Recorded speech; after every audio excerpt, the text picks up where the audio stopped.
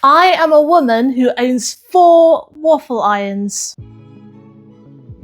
If you got that Markiplier Makes reference, then well done. Hi everyone, it's Tash and welcome to another Wednesday recipe video. And today I'm going to be using all 4 of my waffle irons. Timestamps are down below and in the description if you want to skip the initial blah blah. But stick around if you want to hear a little bit about what we're making first. And watch me while I slowly lose my sanity. Yes, I have not 1, not 2, but 4 waffle irons. In fact, I could actually do the whole 5 ovens Markiplier bit if I include this thing. This is an imagawa yaki maker. They're also known as obanyaki as well as imagawa yaki. Done a few recipes. They're basically filled pancakes, but they're technically not waffles. To be a waffle, it has to have some kind of crinkly pattern. So this doesn't count. In my defense, I only actually went out and bought one of them full price, and that was about 15 years ago. That was my heart-shaped waffle iron. She's a little bit pants, but I like her. And the only other one that I kind of bought was secondhand, and I bought it really cheaply off a friend who didn't want it anymore, and that is my big Belgian waffle maker.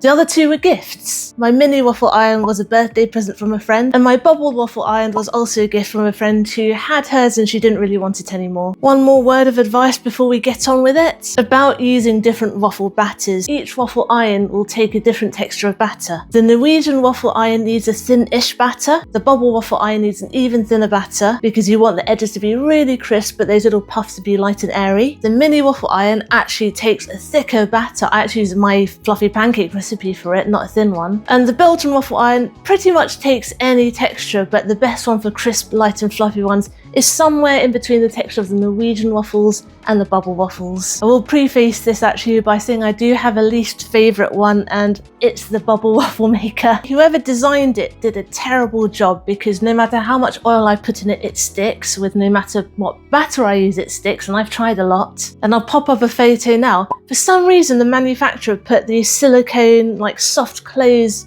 blobs inside the maker itself, so the batter sticks to those, it makes a mess. It's also really difficult to keep clean because there are huge gaps in between the iron itself and the plastic casing, so when you get inevitable overflow, and it will happen because the iron itself is flat as heck. I mean, there are some ridges to help shape the waffle, but you don't have that lip on the edge that you usually do with a flat waffle iron. Even my heart-shaped waffle iron has one.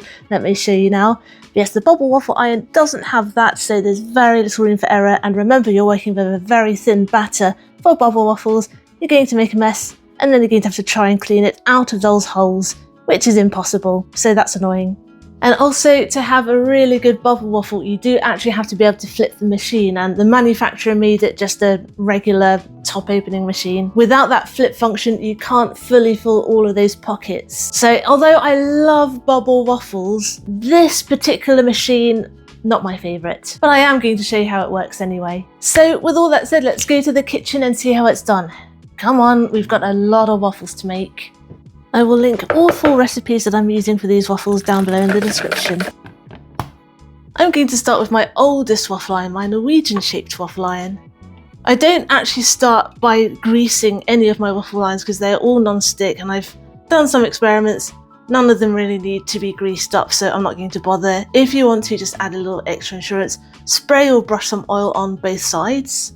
And I'm using a recipe I've adapted from Matprat.no. It's a Norwegian website. They are the information office for Norwegian eggs and meat, so that's quite cool. And I have been experimenting a little bit with the mixture. I might post my adaptation one day, but it's not quite ready yet. Anyway, this is more or less their recipe.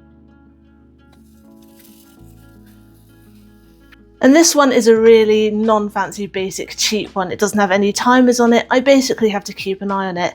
It's old, so I have to use it at full whack, otherwise it won't cook any waffles at all, and even then, it takes about 8 minutes, so it's a little bit slow. So I'll see you then. In theory, when it's ready, then the green light goes on, and it shows you that it's at the correct temperature, both to cook and that the waffle is cooked. It doesn't work anymore. Let's take a peek. Oh, perfect. I'm just going to grab a pair of chopsticks. This is how I fish all my waffles out, with a pair of chopsticks, and pop it on a plate. And onto our next waffle iron. Now to my smallest waffle iron, my mini one. This one was a gift. I think it was a birthday gift. And for this one, I like to use my super fluffy American style pancakes recipe. The light, I'm not sure, it goes on and off. You just have to wait for it to heat up. There is no setting. And I'm just going to put a scoopful of it in here. And I have found that a thicker recipe like this pancake recipe does work a little bit better for this one.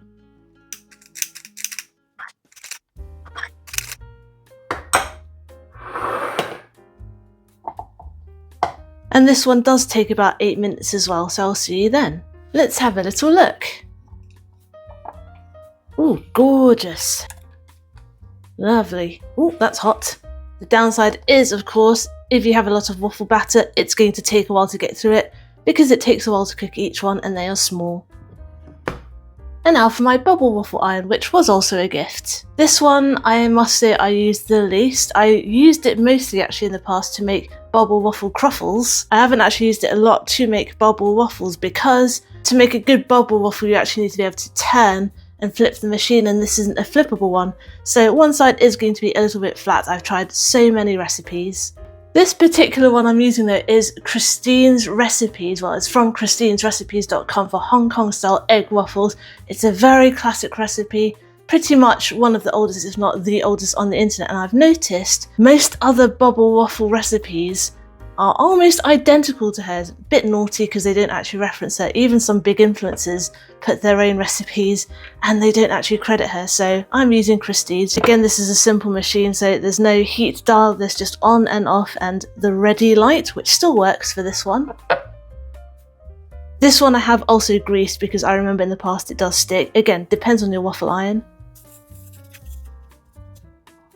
That may be too much. I haven't used this in a while for waffles. Let's see. And yep, that was way too much. Oh dear, I've got a lot of cleanup on my hands now. Let's see what kind of mess I've made. Not as bad as I thought. Like I said, the top bubbles don't quite reach the top, and that's no matter how much baking powder I put in there. And of course, if you put too much baking powder in there, then it won't close. Hang on. Let's give this a scrape. Nice enough. I'm going to try one more time, this time with a bit less mixture.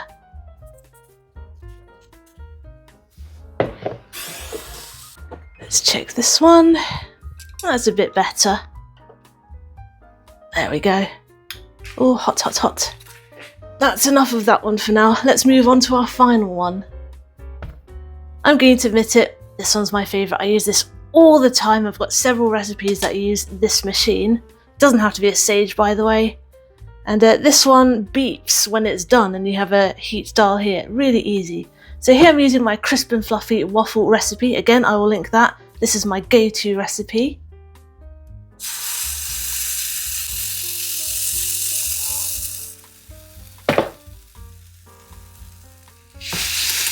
I particularly like this one because it has the overflow.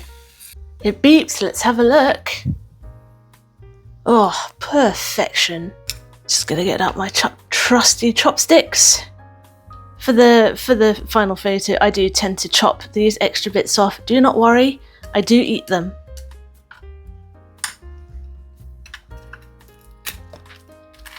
Oh, beautiful. Well, that's a lot of waffles. Thank goodness I had the sense of mind to halve my recipes, otherwise I would still be here. Anyway, I'm very happy with those. I'm never doing this again. Starting with the waffle that caused me the most problems. Nice waffle, terrible waffle making experience. I've got my cardamom scented Norwegian heart waffles, which I will enjoy with some brown cheese, some brunost and some jam later. I've got my mini ones, it's so cute. Really soft and squishy as well because of our fluffy pancake mixture. And my personal long-time favourite, the Belgian waffle, which is super crisp. Take a listen. I'm going to enjoy some of these now. And then, oh crumb. And then I have a lot of washing up, especially that bubble waffle maker. What a way to start the new year, huh? So there you go, 4 different waffle makers and what they do. I'm knackered.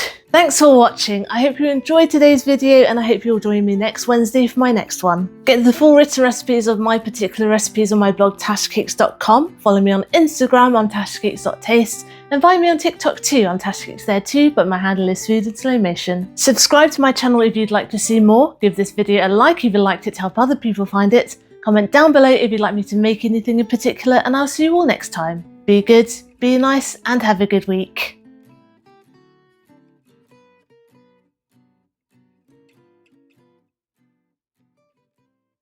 I also have waffle irons all over the place now because my flat is tiny and there's nowhere to actually put them.